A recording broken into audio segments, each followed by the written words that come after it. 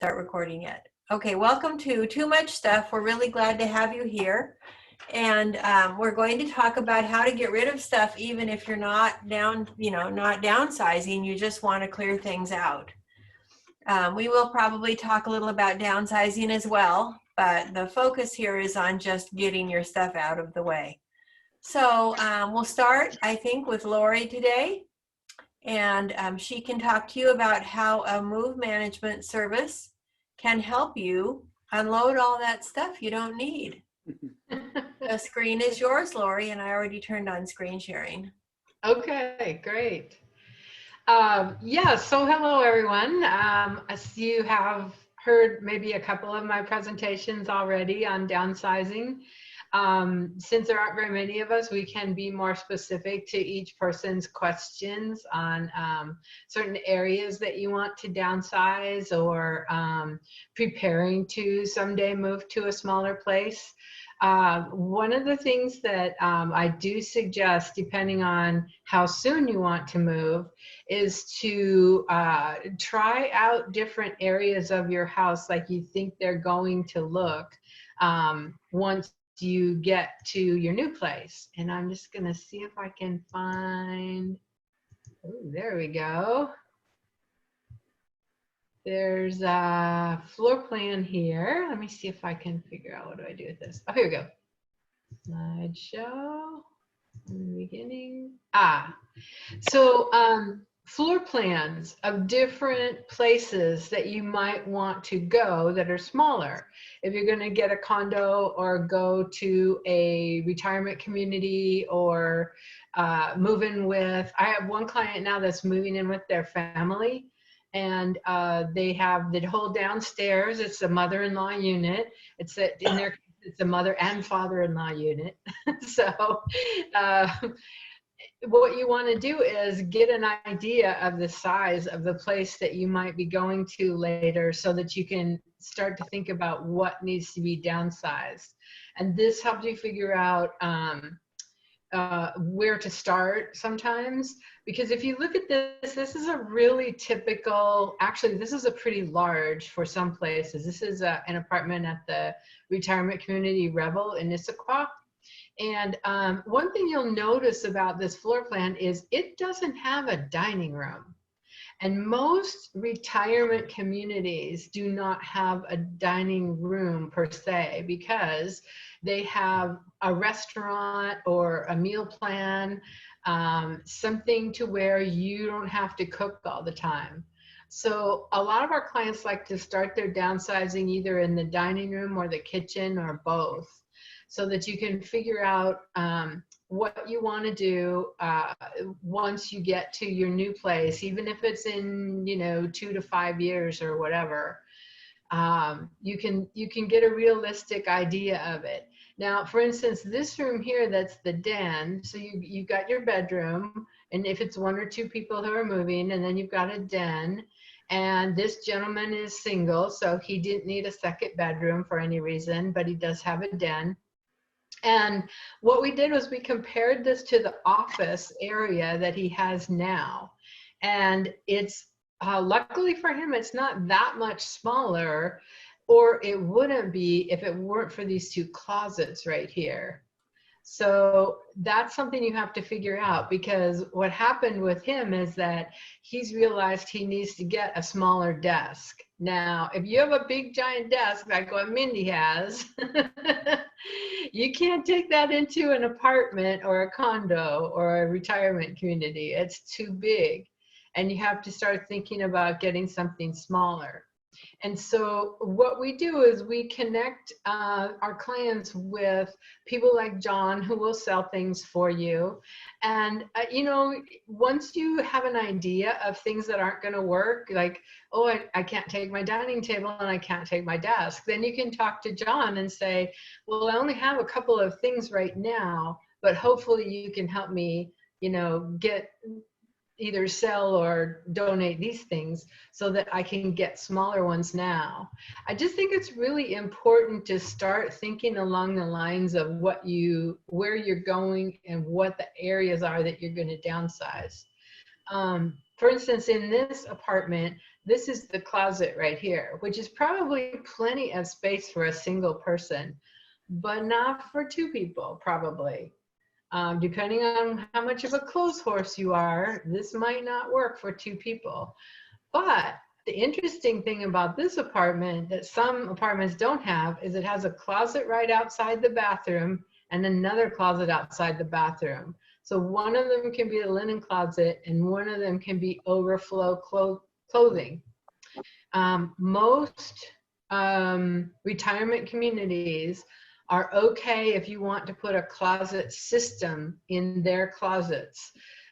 You may have to remove it when you leave, or you may have to give it to them. But if you get to use it for several years, it's probably worth it, I think, because a closet system can get you a lot more space than just having, let me get my closet here. See, this could get you a lot more space than just having a bar across that a lot of them come with, because you've got an extra bar here, you've got shelves here. Now, of course, this picture, was made for Pinterest, so it's not going to be realistic. Like, who has 3 pairs of shoes, right? Obviously, you have more pairs of shoes than that. And obviously, you want to put more sweaters and jeans here than they have in the picture. But nevertheless, you could also get a closet system that has drawers. And so then that way, you're not locked into having to bring as many dressers with you. So that's something to think about as well, is the closet systems you might be able to use compared to what you have now. Anybody have questions about downsizing a closet? No? Actually, we don't generally have as much questions from our clients about downsizing their clothing, because if you were to open your closet now, you have a really good idea of how it should be downsized. It's just taking the time to do it. Where do you get closet systems? So closet systems can be got from a place like California Closets. They can be got from an organizing store like the Storables Container Store, that kind of place. There are several different closet companies, and they will make it like however you want it. They will make, like I said, they'll put drawers in here. One of them I thought was really cool. They had, instead of using your dirty linens here, they actually had a bin that they put in here. And that was where you put your clothes that you wanted to wash. So now this part of the floor is freed up too. So it just, part of what their expertise is, and part of the reason you want to downsize sooner, is to show them what you're keeping. So if you had a closet person that came to your house now and you said, these are the things that I absolutely want to keep, show me how to make a closet system in my new place to store all of these. That's their job. That's what they do. And that's what you're paying them to help with, is to figure out what you want. Okay. You also can get them at Lowe's or Home Depot, but then you have to make them fit your closet yourself. Yeah, so or they'll get a have them in a handyman. box, and it'll say it'll fit a closet between 5 and 8 feet wide or something, and then you have to just adjust things yourself. Yeah, or get a handyman to do it. Mm-hmm. Yeah.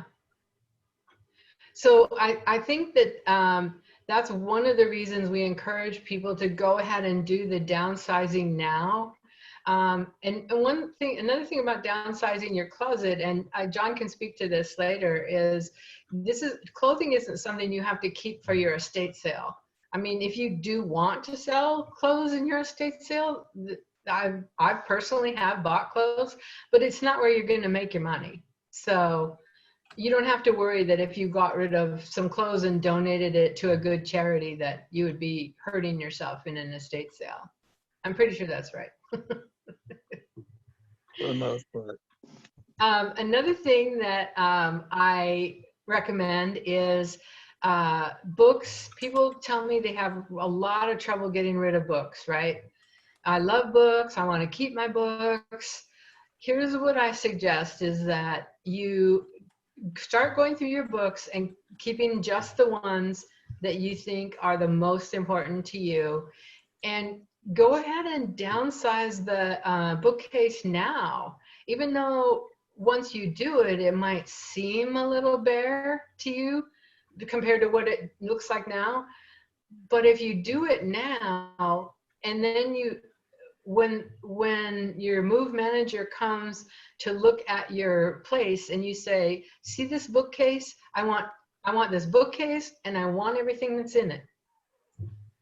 That makes it easy, because we'll just take a picture of it and we'll pack it up and we'll take it over there and then we'll put it back together. And if you need suggestions on what else looks good in a bookcase besides just books, Pinterest, I totally recommend. You can spend hours on Pinterest looking at how to arrange a bookcase. This is where this picture came from. Like, I'm not an interior decorator. Would I stick my camera on top of my books? I might not think of it. I mean, I probably would think of putting a plant or a basket, but I don't know that I'd think about that, but that looks pretty cool. I mean, it's a beautiful camera. Why not show it off? Stick it in a closet somewhere. It looks better shown off, I think. When you need to grab it and take a quick picture, you can. That's right. It's right there where you need it to be. So if you're going to be in your house for a while, or if you're going to stay in it while it's being shown for sale, you might want your move manager to help you organize your garage. And so this, of course, is over the top, but some people like their garage to be this organized. And can you imagine if a buyer walked into this garage? They'd be like, oh, I'm buying this house. Look at the garage, right? When you still have your tool chest and your cabinet and your workbench, but putting like a pegboard thing in here is, I don't know, what do you think, Mindy? Would that be a good investment? I guess it would depend on how much it costs, but I think it would make it lots easier to live with that garage. And I can tell you that guys love TVs left on the walls, and they love really nice garages. And the floor in this garage would knock guys' socks off. I don't know why guys are so into garages, but they really, really are. Not being a guy, it makes no sense to me, but I watch them be blown away by garages. Right. Jim was saying it's where they hide. What? Yeah. Jim was saying it's where they hide. Where they hide. Yeah. Yeah. Maybe that is. Especially if there were a TV out here, right? Then they come out here. Right. Oh, then it would be really easy to sell that place. If I you don't see the refrigerator. and- I don't see a refrigerator or cooler yet, but that's okay. I know, right? It must maybe be on it's this on the right side. It's probably hidden. Yeah. Well, the other thing that I think is interesting is my next door neighbors have fixed up their garage quite a bit, because when they invite their friends over, they don't have like a back patio or anything. So when they invite their friends over, they social distance in their garage. So they have, you know, a couple might sit on this side and a couple might sit over here, and they can still talk, and they're not technically in the house. They're still kind of outside, enjoying outside. I think it's a great idea, you know, because it's a good place to hang out if you tidy it up first. Maybe that's a good motivation to start in the garage. It's a good place to hang out with people, and you can still social distance and still see your friends. So I like the floor myself. And this is another thing I really like. You can get these at Costco. These hang on the ceiling in your garage, and almost every garage has space for these. And sometimes some garage you can put them above garage doors, which is really awesome. But all the, you know, random stuff that you have in your garage that you want to get it off the floor, this is a really great idea, I think. And I don't think they're very expensive. I think they only cost about $200 or $300 at Costco. But then you probably will want to get a handyman to make sure that they're installed right into the joists and everything. Yeah, Rose and Jim actually have those. Yeah, You do? Oh, that's awesome. Yeah, we have 2 of these. And then the other thing we did before we got those was we got a bunch of Rubbermaid containers.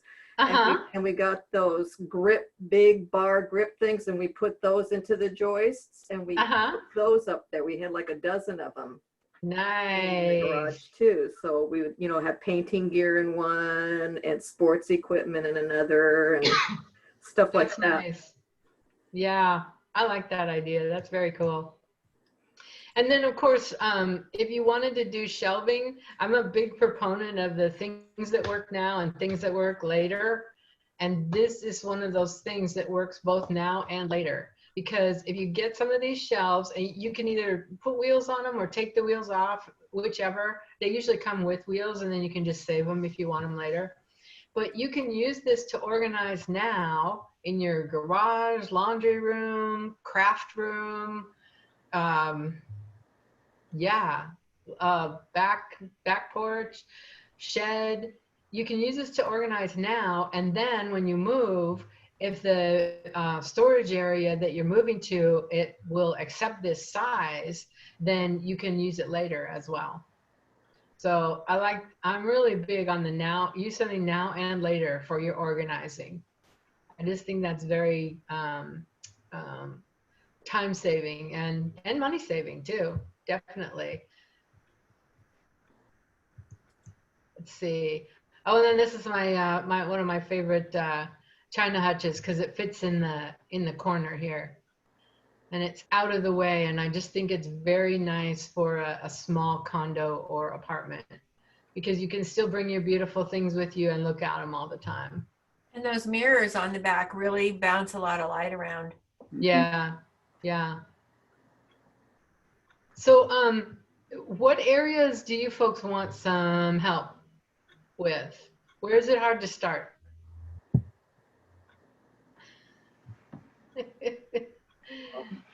Tough questions.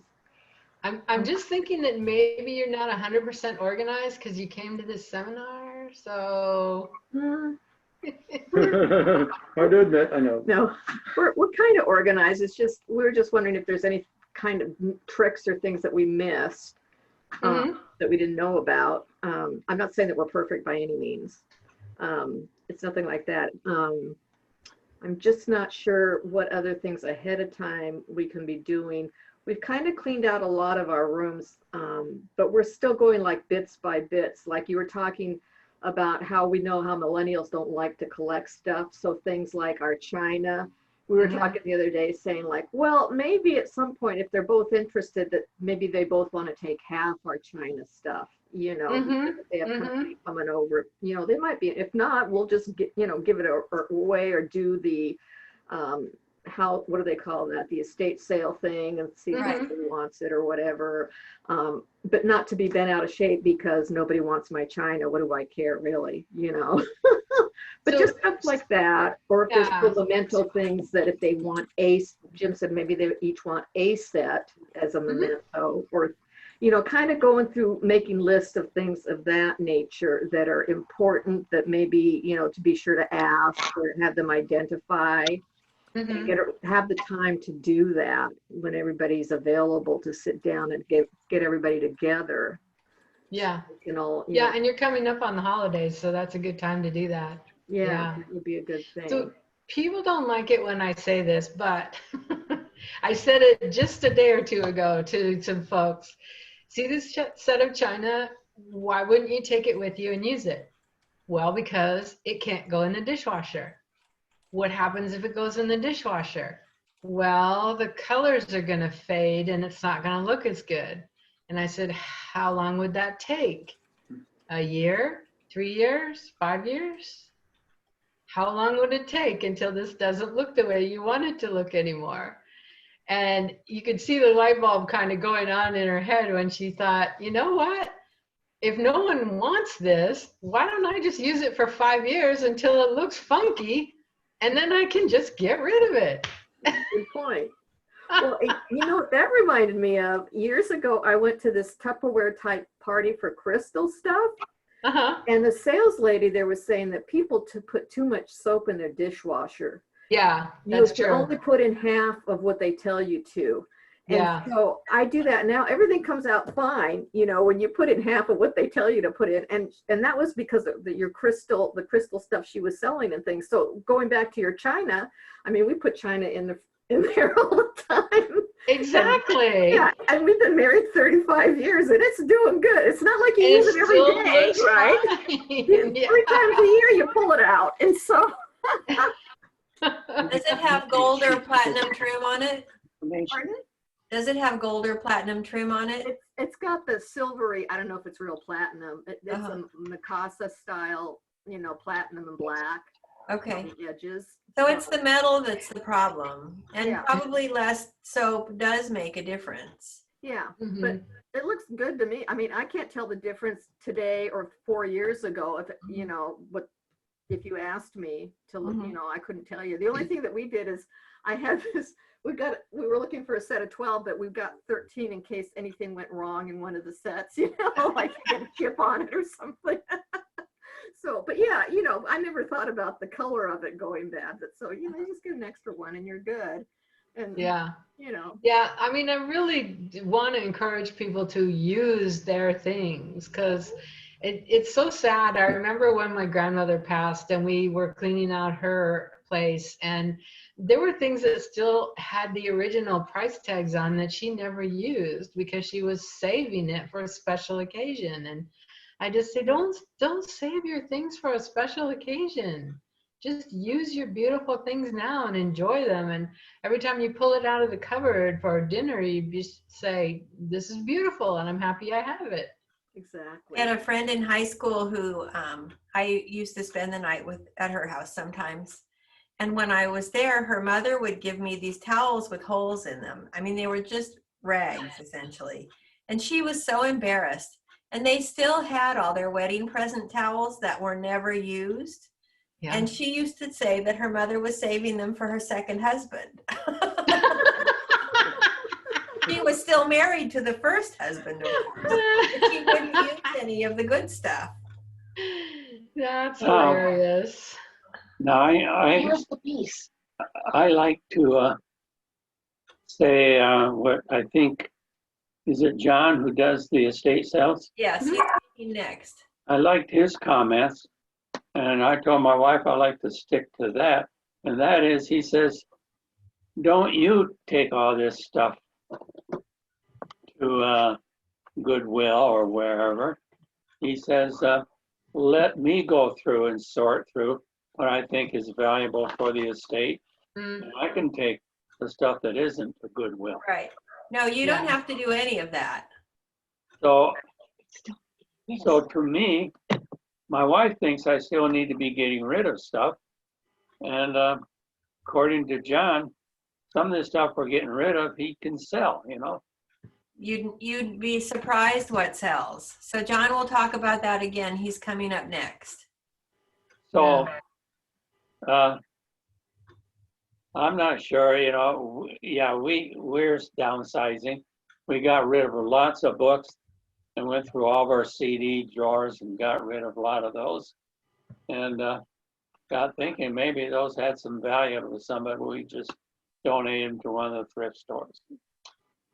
Well, if you are planning on downsizing, the easiest way to do it is to just pick out what you're taking with you and move it, which Lori would help you with, and then let John come in and get rid of everything else. That is the easiest way. And shocking things sell. So we'll move on to that as soon as we're done talking to Lori. Well, I think you don't even have to move it. You can tag it somehow, the things that you're going to take with you. Yeah, Lori often uses colored dots. You want to talk about those, Lori? Yes, I don't know if I have an example close to me right now. So they're just stick-on dots, right? Yeah, they're just stick-on little dots that you get from the office supply store, and you can color code. There you go. Here they are. And so you can color code your things the way you want to. You can say, you know, red's things I don't want, green is things that are moving with me, that kind of thing. And the other thing is that the move managers, when we work with you to prepare you to move, is we do help you sort the things out. Like all this stuff over here is moving and all this stuff over here is being saved to be checked for the estate sale. I wish I had taken a picture of this one client that we had because it was so awesome. They really listened during the presentation, and I opened the kitchen cupboards and there was a shelf with a green dot on it. And then there was blue tape on the other two shelves. And it was like, obviously you want us to pack just the shelf with the green dot, because they had literally separated everything before we got there. It was amazing. I should have taken a picture. It was so cool. And every kitchen cupboard was like that. It was like, you know, open the drawer underneath the stove and it was all green. That's what they wanted to go. And the other cupboard over here, blue tape. Nope, we do not want this stuff to go. That's So perfect. funny. Yeah. Isn't it Yeah. nice when we get someplace and we find out people were listening? Yeah, but it's a lot of work. And so if you don't want to do all that by yourself, then have your move manager help you with it, because we can do that. We can get it ready. And then it's still there in your kitchen if you want to use it before you move, but it's just not in the section of things that's going with you. And it's also still there if you get to the new place and think, darn, I wish I had that. You can go get it. You have a little bit of time to make those changes. That's very true. Yep. Okay, well, if you think of any specific area you want help with, let us know. We do have programs where we'll work with you virtually if you prefer that. If you want someone to come over and work with you in person, we wear masks and we use the hand sanitizer and we stay 6 feet away from you as much as possible. And so I think most people are feeling a little more comfortable with having folks in their home. But if you're not, we can do it virtually if you want. Okay, so with that, we'll move on to John, who I know is sitting right there waiting. Hello, John. Hello. How's Hi. everybody? So the screen is yours. All right. Thank you. Well, I'm just going to lead off on this one with a new experience I came across. I showed up to look at a house folks had built in 1959. The kids inherited it, and the brother took it upon himself with his son to start throwing everything in the driveway. And unfortunately, some of it got wet because it was raining before I got there. But just as a warning, I actually fished out everything I saw that I thought was good. And I just sold most of the furniture that they had thrown out in the driveway yesterday for $5,000. So to him, it was garbage. It was old. Well, it was mid-century modern, made by a known designer. So since it had gotten a little bit of ruin, I only got $5,000 versus I probably could have gotten probably $10,000 for it if I'd gotten to it a day or two earlier. So don't throw stuff out. Always let somebody take a look first. It pays to have knowledge, or pay somebody such as myself that has the eye or the knowledge, or I have somebody that I know would have the eye and the knowledge for those items. So leading with that, always call us first, have us do the walkthrough. We're free for that half hour, 45-minute consultation, and you're not going to make a big mistake like that. Right now with COVID, there is a lot less estate sales going on. So what's happening is a lot of the homes are selling, and the people are calling us a week or two before they have to move out in panic attacks, asking how they get rid of all their stuff. We're going out now and looking at the homes, making them a fair offer on the items that we think that we'd have interest in. And then some of them we're leading over, like tomorrow, we're setting up a house now to actually do an online estate sale. We'll set it up. There's development called Trilogy out there in Redmond. They don't allow estate sales.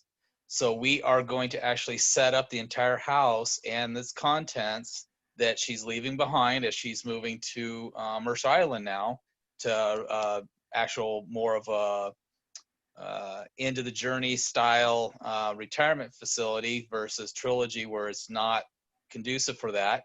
So everything she's leaving behind, we're gonna sell. We'll set the house up, make box lots, we'll do the better items singular, and just advertise it all online. Everybody can buy the items, kind of like with a shopping cart online. When you go to like Amazon, you just click on the item, it goes in your shopping cart, you pay online with a credit card or your bank account or PayPal. However, there's several different ways you can do that. And then we just reach out to all the buyers that on a specific date, they will sign up for a certain time slot on that day, and they can come out and pick up their items. So we're kind of going with the trend today is adapt and overcome. Find a way to help everybody possible to sell their items and downsize as simple as possible. Yeah, don't donate anything like we were talking about during Lori's presentation, because you never know what anybody's going to buy. I'll be more than happy to make a pile for you to run to donations, or we can run it to donations if that is what we're hired to do. Everybody seems to be at home nowadays versus in bigger numbers, so more things are selling online. eBay's still doing well, Amazon's doing well. Might as well just continue the trend of selling things online until I'm suspecting spring of next year.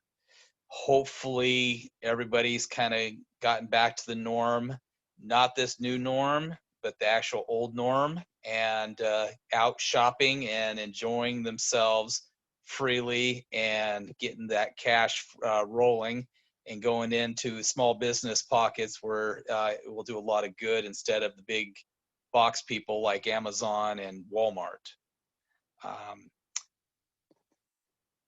China, like we've been talking with during Lori's conversation, China, yeah, it's still kind of maybe 1 out of 10 brands, company styles are selling. Gold and silver, for the most part, is worth the gold and silver price, not the historical importance or the sentimental value. Most of the stuff is now selling because the gold prices and silver prices are so high. They not quite as high as they were, gosh, when was that? 2008, 2009 timeframe, but they're getting up there again. So a lot of people are scrapping all their gold and silver. You don't have to worry about, doing that on your own. We can help you facilitate that if needed. A friend of mine actually owns a coin shop in Renton, Renton Coin. He pays better than Bellevue Coins, which is, you probably hear advertised all the time on the radio. Doing a plug if I can. I'm just letting you know because that's who I use to facilitate that end of the part of the business for the gold and silver. We've got in-home sales going on finally. I've got a lot of interest from those. So we're going to see how that all is going again and seeing if we can actually get people in the doors. I tried one back into June and it failed miserably. So I've been trying to steer people away from doing the location ones. And now that I see more and more of my competitors are actually succeeding in getting people in the door, I'm going to finally start doing that as well. We're supposed to have one towards the end of October where we'll actually have it in person, people still wearing their masks and social distancing, but we're going to give it another try to see if we can crack this and get it back to being successful.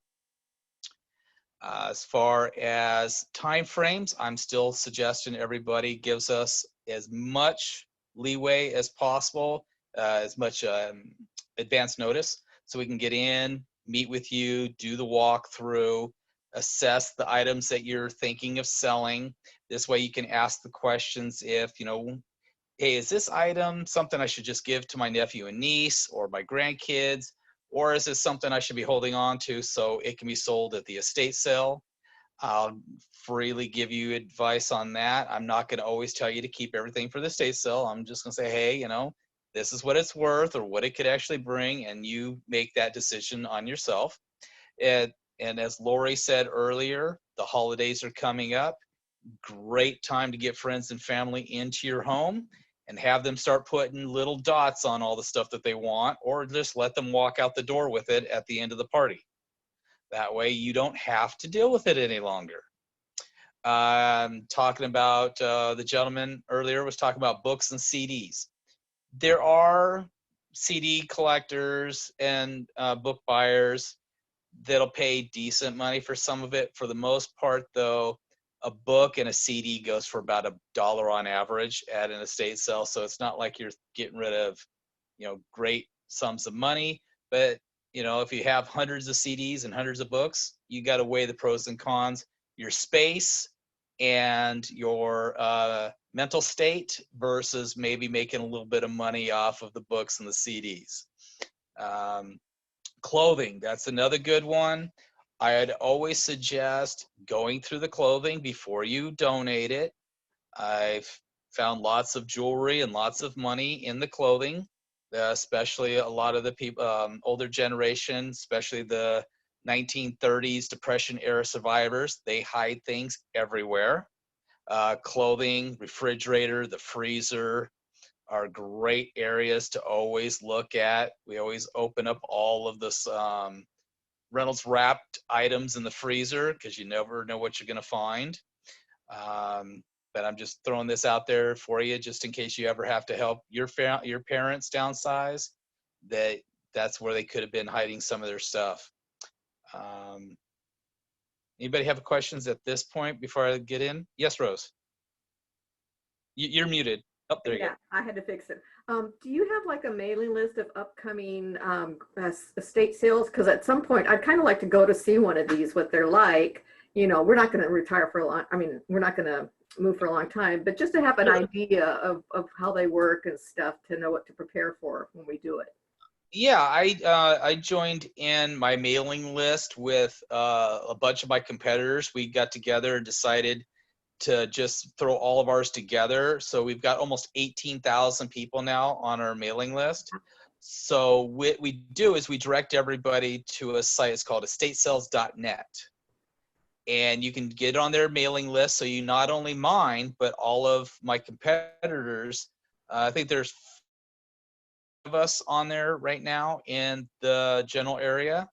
And you've got people that are just starting out in the business, and you got people such as myself that have been in the business for 14 years. There's not a lot of people that have been in the business longer, as most people just find that they're never going to get rich to it. So they just don't stick in the industry very long. Most of them only last a couple of years. But on that mailing list, what happens is when I post a sale, you can see it instantly if you are looking at estatesales.net daily, or if you don't, the morning before you'll get an email saying CJ Sales is doing an estate sale tomorrow in Bellevue or wherever it's going to be located. And there's a link there. You just click on it. It takes you right to it. So you can see the descriptions, you can see the pictures, and then it'll have the address, the hours, and the days that we're open. And that's what's going to be going on with the one we're setting up tomorrow. The email will actually go out Saturday morning at 9, telling everybody that at 9 a.m. Sunday, here's the items that will be for sale online. And all the best stuff will go usually fairly quick in the first hour or two to the die-hard estate sale buyers. And the rest of it's just the items that will probably sell to the people when we start plugging in advertising on Craigslist, Facebook, OfferUp, Let Go. We try to throw as much stuff out there on the web as possible to bring the buyers to the actual site so they can click on it. And another good thing about the site that I'm using is it actually counts every time somebody is viewing the website. And it gives us a really good idea of how strong and how motivated the sale may be. Average estate sales gets around 3,000 to 4,000 views, but a really good one will get 5, 6, 7,000 views. And sometimes you get people from the East Coast and down in California clicking on. And I've gotten numerous phone calls asking if we will actually mail some of the items, or if they can have a shipper stop by and pick up the item and ship it across the country. Like in Washington, Art Nouveau, huge, beautiful furniture doesn't bring much money because we don't have the homes that it would look presentable in.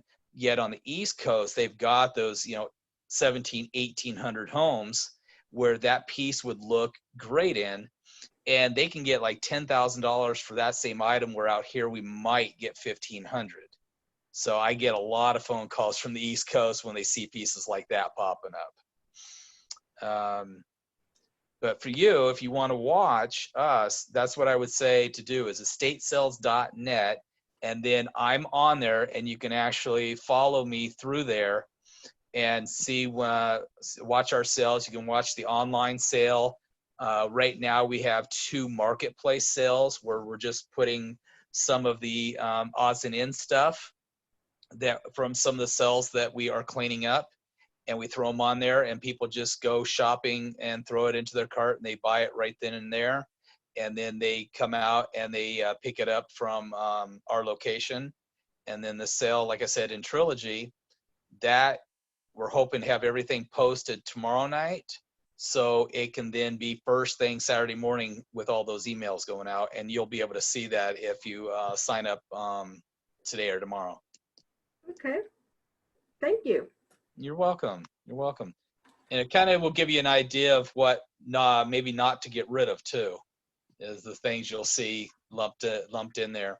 And you can see that too if you watch some of the other competitors, how we're all doing the online sales, that just look at the pictures and get kind of an idea of price, because the price will be there. And that way you can kind of pick and choose of, you know what, yeah, this stuff is worth donating, or, oh my gosh, we better not be donating that stuff. We should be holding on to it. So now that you're doing this online selling, it's going to be a lot easier for you to help people who are not actually moving, who just want to get rid of some stuff, right?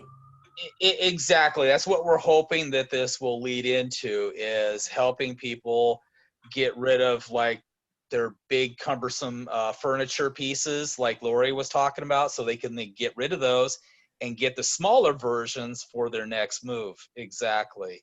Because right now I get phone calls all the time. Everybody's got huge furniture, but it's so hard to sell. It's so hard to find it a home. But if we can leave it in place, go out, photograph it all, throw it up onto the internet, sell the way we're talking, that I can just meet the buyer there after it's sold, and facilitate its picking up and getting out of your lifestyle and out of your home, and give you some space. Hey, John, Yes, sir. you, or maybe you're not the person. I'm looking like when we finally move into a retirement center, we move out everything that we want in there, leave everything else here. Are you the person that would then clear out by estate sale, or however, clear out the rest of the stuff? So Yes, then, sir. We can do that for you. Exactly. Let us come in and sell the items or buy the items that are worthwhile. And then you can decide what you want to do if there's leftovers. Have a scaled down estate sale, or as some people like to call it, a glorified garage sale, because the stuff is just, not antiques and collectibles. It's just everyday usable items. But sometimes those make for really good and interesting sales. well, I'm really saying, once we move out, I would like someone else to take care of getting rid of all the other stuff. Our family's taking what they want, we've taken what we want, and Yeah. what's left, is for someone to either take to the dump or take to Goodwill or to sell it, you know. Well, I would always say to have someone like me in first, just to make sure that it's not just throwaway stuff. Your idea could be totally different than my idea of value and worthwhile items. So let me get in first, and I can direct you where you can go after I've taken a look. So once we get through COVID though, the plan that we have set up that is the easiest way to downsize is to find a place to go, to move there and take the stuff you want. That would be Lori helping you pick out what you want if you need that, and then moving it there and then getting you all set up in your new place. And then the next step is actually for John or somebody just like John. There isn't anyone just like John, but No, someone like that. To come in and hold an estate sale for you there. And then John also offers emptying the house after the sale. So yes, the person that you would have in after you and your stuff are out of there, out of the way, is an estate sale person like John to empty out everything else that you didn't want. And he can leave the house completely empty. And then the next step after that is to sell the house. So once it's empty, then you can fix up the house if you want, do new carpet, fix it, refinish the floors, whatever it needs, or you can do nothing and just sell it as is. But that's the easiest way to do it. To first get you and the stuff you want to keep out of the way, and then let John empty the house. And he can do that in 2 steps. One is to sell everything he can, and then step 2 is to haul everything else out. So you don't have to come back at all. Okay, that's what I was looking at. That's what I thought. And yes, you are correct. That's the right order. Then The the only next issue step we're is having turn to it, do is he can't do estate sales, or it's been hard to do estate sales in the home because of COVID. then the next step is to turn over to someone like you, maybe advise us to make some changes or let you stage it as is or whatever you want to do. Right. Then So- it's looking at the house and seeing if it needs anything, and then you decide if it's worth it for you to do it. And we can talk about what we might get for it as is, or what we might get for it if you do some reasonable things to it. And then that's completely up to you. Okay, You've got it. sounds good. We were looking at downsizing to another house, but I think we've come to the conclusion we're going to stay. We live here in Ballard in about a 2,500 foot. It's an old Victorian house Oh, wow. built in 1911. Has 4 bedrooms upstairs. It actually has 2 studio apartments in the basement, and mother-in-law house behind. Uh-huh. So if you count all the bedrooms, there's 7 of them. Uh-huh. With the house has, in the main living, we have 2 baths. One's 3/4, one's full bath. But each studio has a 3/4 of a Uh-huh. bath. So are there any bathrooms on the main level in your house? Yep, they're Okay. on all 3 levels. We have a basement, there's a full basement.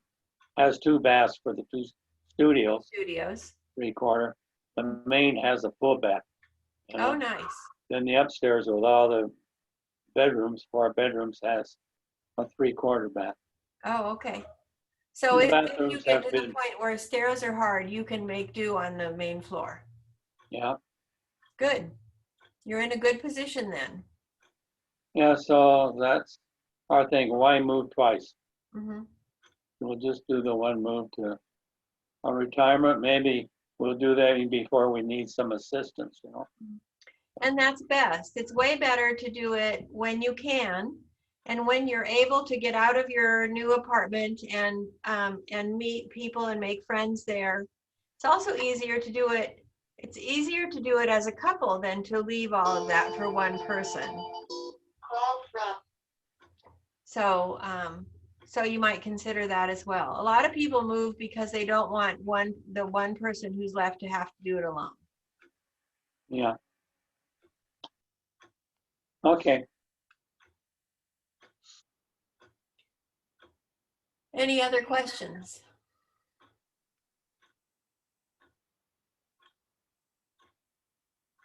It's so quiet.